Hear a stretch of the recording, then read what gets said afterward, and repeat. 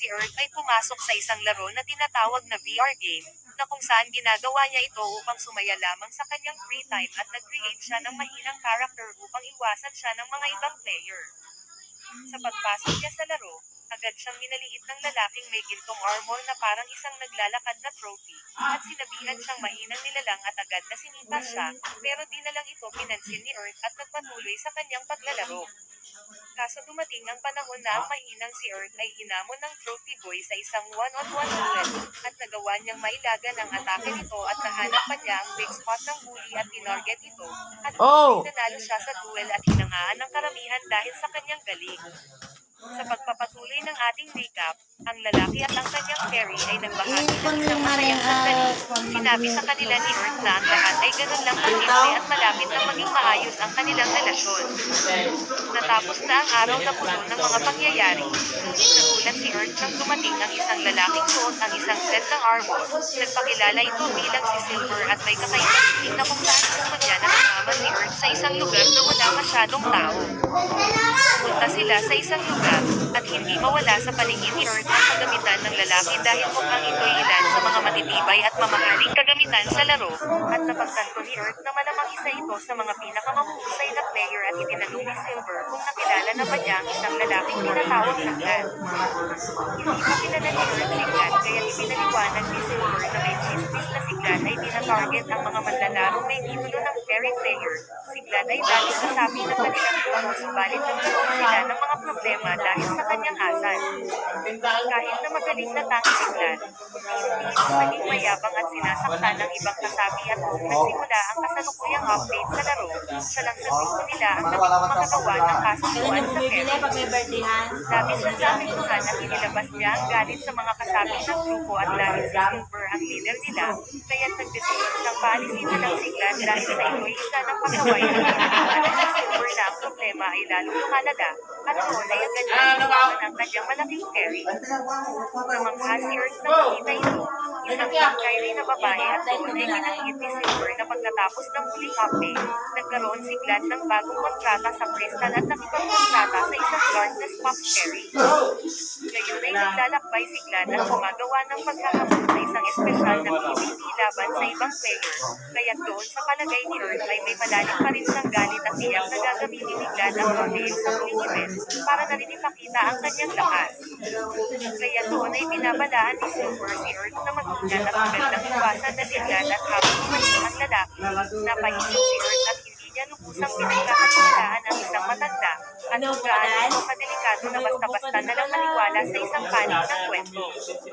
Sa mga sumunod na oras, nagpasya si Earth na ng mga halimaw dahil alam niyang lamang ito sa mga tituloy ng laro, na nagamutin ng ibang tao sa PvP habang sila'y nakikipaglaban sa mga halimaw. Kahit na nasusulat pa siya ni Glad habang siya ay maghahandling, malamang siya'y ligtas pa rin at doon ay gumawa ng atake si Earth na nagpapagalit sa isang oso at ginamit ang isang napakagandang bagong atake. Pagkatama ng maraming araw sa mukha nito, naninigurado siya na hindi ito makapagalaw at tinapos ito gamit ang kanyang matatalos na sapatos na may pangalang Breaker of Legends. Sinabi niya lang na ang power na naman niya ay napakagod, subalit mahirap pa rin na makipaglaban sa isang malupit na oso na mag-isa. Nagreklamo dahil alam niya kung ano ang paraan ng paglalaro ng gusto niya. Ginamit ni Earth ang ilang skill points upang i-upgrade ang kanyang mga tipa at noon ay nakalaro niya ang kanyang unang pick-art. Pagkatapos nito, nakita si Earth na ilang lakuan umaasa na makahanap ng sumunang night metal, sapagkat mayroon ang plano na sumungan ng mga ito sa kanyang gagawin at ngayon paman, nakisa niya ang pampasabog na batuhan ng babala sa lahat ng magulan. Sa kabutihang palad, nakuha niya ito ng isang pasabog subalit alam ng lahat na lahat nila ay mamamatay dito ito sa iyo. Napakalaking epekto nito at umaasa ang lahat na gagawa ito ng malaki sa pagkinaw. Pwede pa niya sabihin ang kanyang screenshot at ang mga mo niyang kaibigan ay nagtatagawa niya. Kaya mo yan? Kaya mo na? ulo ng mana at metang at ang arrowhead ay may twist para makapasok ito sa laman at nakuha niya ang ideya nito mula sa isang bagay na tinatawag na twisted blade dagger. Ngunit napakakomplikado ng teknik para gawin ito kaya inabutan si Earth ng buong gabi bago niya ito natapos.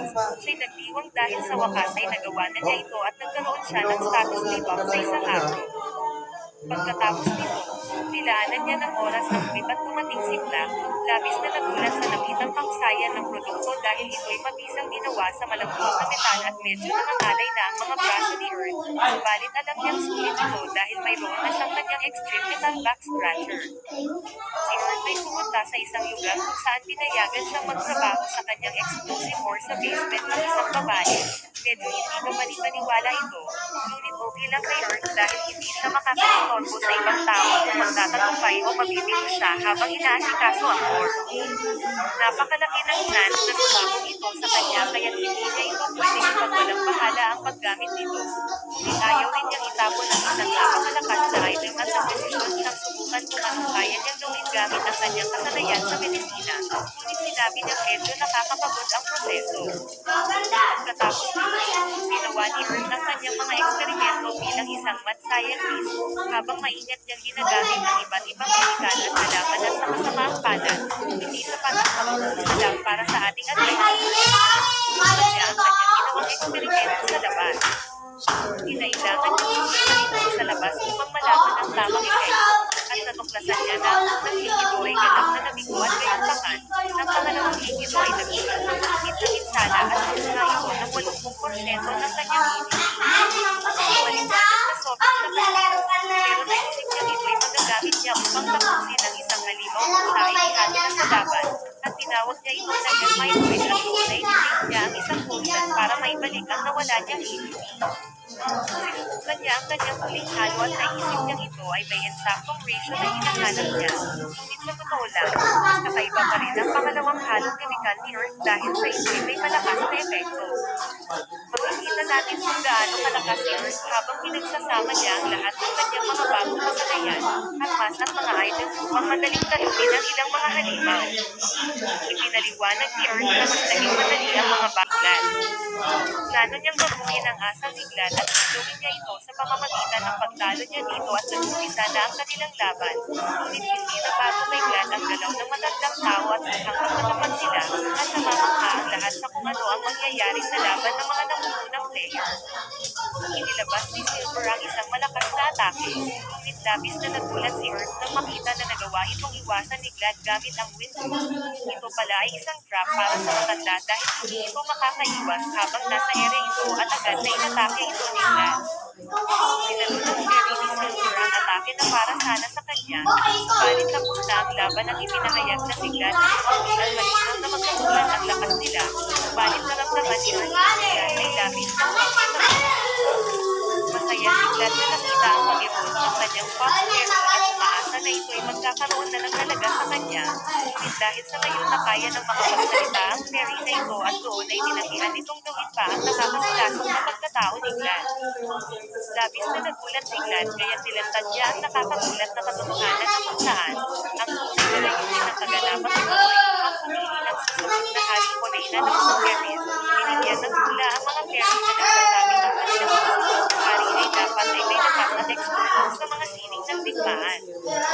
Ang mga fairy ay hindi mga mandirigma, kaya't nagdesisyon silang matulong mula sa mga tao na mga ekspertong mandirigma at ang nagwawagi sa laban ay magmamana ng mga stats mula sa mga natalo na fairy, hanggang sa tanging isa na lamang ang natira na magiging kanilang Haring Morena. Ipinahayag niya ang kanyang galit sa pag-aakala niyang aalis na ang mga fairy matapos gamitin ang mga tao, ngunit ibinunyag ng fairy na hindi iyon ang kaso at siya ay aalis na dahil tapos na ang kanilang kontrata. Nagagalit na si Glad at ibinuon niya ang kanyang galit sa matanda, subalit nilinaw ng fairy na wala siyang tunay na halaga para kay Glad at wala silang tunay na partnership, at ginamit lamang siya ni Glad bilang kasangkapan. Ipinaliwanag pa ng fairy na ginagamit rin niya si Glad bilang kasangkapan para matulungan siyang maging reyna. Nilinaw niya na bagamat ito ay isang laro lang para kay Glad, pero sa kanya ito ay totoong buhay na.